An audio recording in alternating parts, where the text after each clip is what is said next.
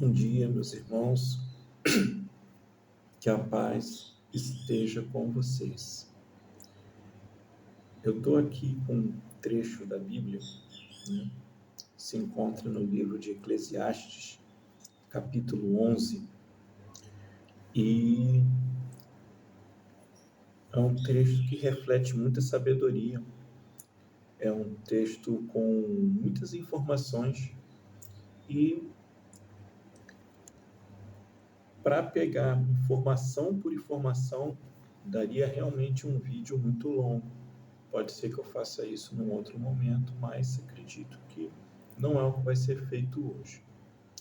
Então, a intenção aqui do meu coração é ler para vocês o livro de Eclesiastes, capítulo 11, do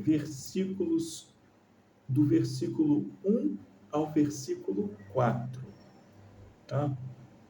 Então, o meu desejo do meu coração é que Deus nos guie nesse estudo, que Ele me dê entendimento, que Ele dê entendimento a você e que Deus esteja tocando nos nossos corações e edificando, tá bom? Para que nós possamos ter uma vida segundo a vontade dEle, uma vida de amor, uma vida que edifica, uma vida semelhante à vida que Jesus Cristo teve, o Filho de Deus, tá? Então, eu vou ler aqui para vocês. Eclesiastes, capítulo 11, do versículo 1 ao versículo 4, diz assim: Lance o seu pão sobre as águas, porque depois de muitos dias você o achará. Reparta com 7, até mesmo com 8, porque você não sabe que mal sobrevirá sobre a terra. Se as nuvens estão cheias, derramam chuva sobre a terra. Se uma árvore cai para o sul ou para o norte, no lugar em que cair, aí ficará. Quem somente observa o vento, nunca semeará. E o que olha para as nuvens, nunca fará a colheita. Então vamos lá. O primeiro versículo desse texto, ele diz: lance o seu pão sobre as águas, porque depois de muitos dias você o achará. Deixa eu ver se eu consigo ver esse óculos aqui. Então, qual que é o entendimento que eu tenho desse versículo? Ele pode se aplicar a várias coisas na vida, mas você pode pensar agora o seguinte: vamos pensar na aplicação da pregação da palavra de Deus, tá? Às vezes você vê uma pessoa que está numa determinada situação e você diz assim, você pensa assim, o que será que eu posso fazer por essa pessoa? Essa pessoa aí não dá para levar a palavra para ela, ele está mal, ele está perdido, você pode pensar qualquer coisa, né? Mas para Deus não existe o perdido. Então, você fala assim, eu vou levar a palavra para essa pessoa, ela vai dar no quê? Lança o seu pão sobre as águas. Vai lá, leva uma palavra para essa pessoa, seja ela qual for. Seja até mesmo um abraço, né? Curiosamente, eu estava querendo pregar sobre esse texto. Ontem eu fui a uma igreja aqui perto da minha casa, eu tenho muito carinho, estou pegando muito carinho pelos irmãos ali, e o pastor, ele pregou sobre esse texto curiosamente, e ele mencionou isso, né? Você dá um abraço na pessoa, você dá um bom dia, você dá um sorriso, seja qual for o ato de bondade que você expresse, você está lançando o seu pão sobre as águas, você está plantando uma sementinha. Agora, você não lança só sobre uma pessoa, você lança sobre várias, né? Você leva um ato de bondade para uma pessoa, leva um ato de bondade para outra pessoa, leva um outro ato de bondade para outra pessoa, né? Aqui no meu entendimento do texto, pode ser que dessas 5 pessoas, por exemplo, que você levou um ato de bondade no início do dia, uma interpretou mal e tal, não sei o que, tal, mas de repente uma vai prosperar, ou seja, uma vai germinar, uma vai pegar esse gesto de carinho que você teve e aquilo vai fazer um bem para ela e ela já vai fazer um bem para uma outra pessoa e você vai ter um dia melhor. Às vezes, quando eu estou numa cidadezinha pequena, eu fico pensando assim, como eu posso influenciar o dia dessa cidade, né? Então, morei uma vez numa cidade em Santa Teresa, aí eu vendia ali geladinhos e eu sempre costumava vender com muita alegria, brincando com as pessoas e tal, e levando carinho e tal. E às vezes você pode ter um pensamento assim, nossa, que chato, estou pagando mico, isso, aquilo, mas não. Né? Você pode estar levando uma alegria para as pessoas, aquilo ali já alimentou a pessoa no início do dia dela, e aquela pessoa já vai tratar bem uma outra pessoa e outra, e aquilo vai gerar uma coisa boa.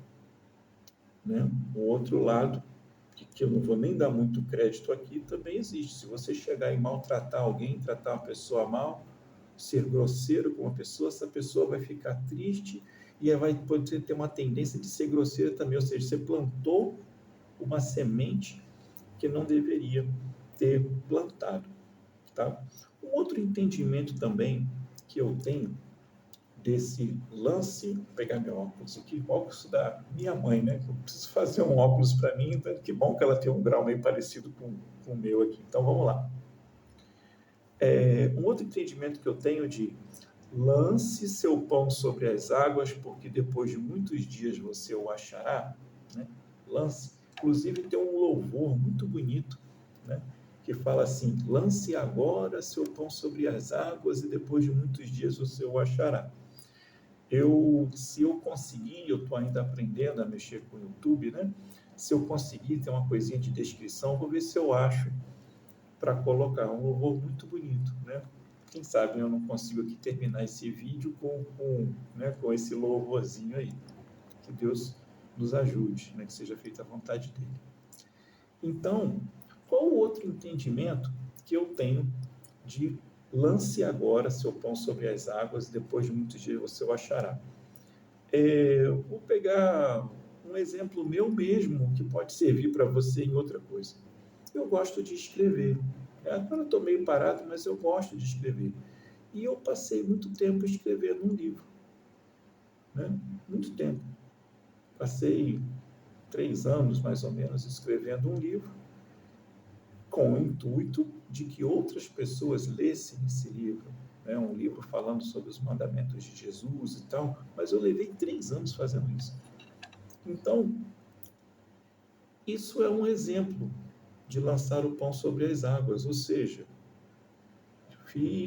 depois quando eu estava na fase final, terminei, Deus permitiu que eu encontrasse uma pessoa, um querido amigo em Santa Teresa, que ele leu o livro, né, ele também escreveu um livro, ele leu o livro, deu sugestões, então apareceu uma ajuda para mim 3 anos depois de eu começar a escrever esse livro.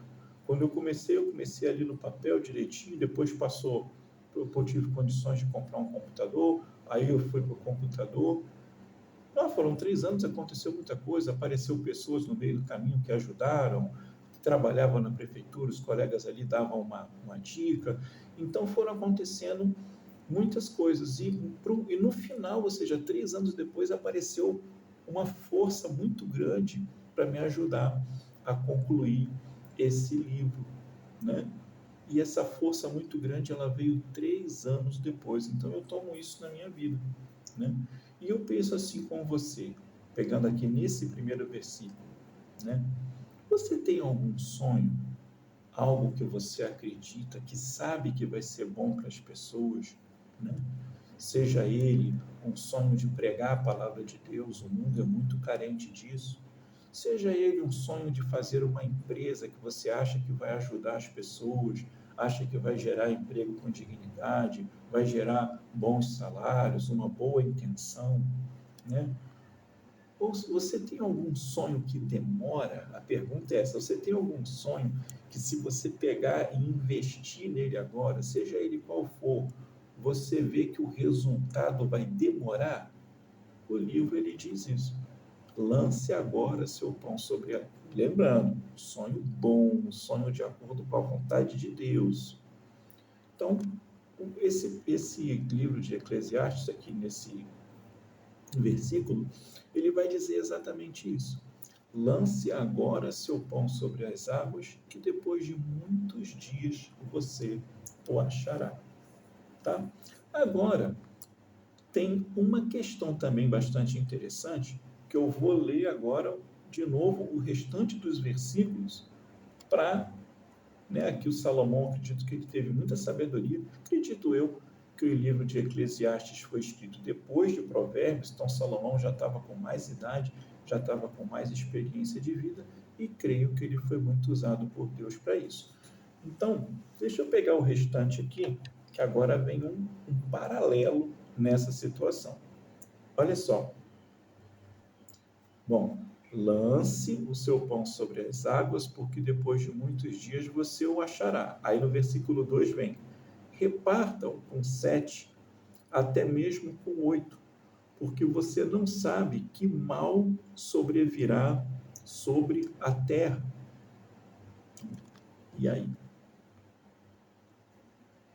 Essa segunda parte ela é mais complexa, né? Reparta com 7, com 8, porque você não sabe que mal sobrevirá sobre a terra.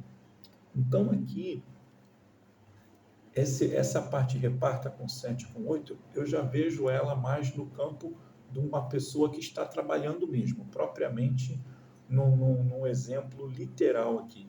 Né? Você é um agricultor, aí você vai plantar tomate. Mas você vai plantar só tomate? Vai que vem uma praga que vai atacar só os tomates.